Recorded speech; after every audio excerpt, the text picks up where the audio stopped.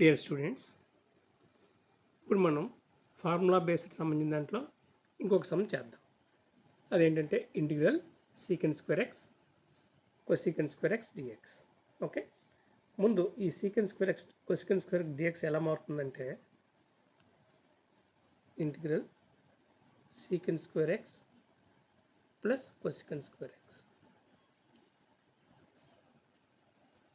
అంటే ఇక్కడ ఇంతకుముందు మధ్యలో ఇంటూ ఉంది, ఇప్పుడు ఇదేమైందంటే ప్లస్ కింద మారుతుంది. అది ఎలా మారుతుంది అనేది నేను తర్వాత ప్రూవ్ చేస్తాను. ముందు మనం సమ్ కంప్లీట్ చేద్దాం. దీన్ని రెండు పార్ట్స్ కింద విడగొడతాం. ఇంటిగ్రల్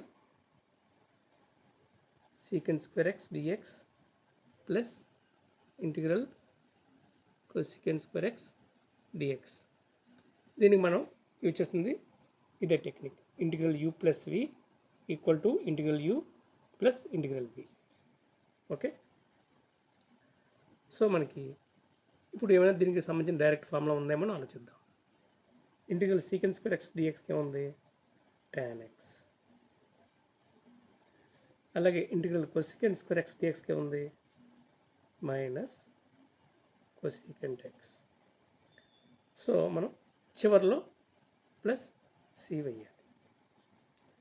ఇప్పుడు చూస్తే మనకి ఏమవుతుందంటే tan x plus into minus minus cosecant X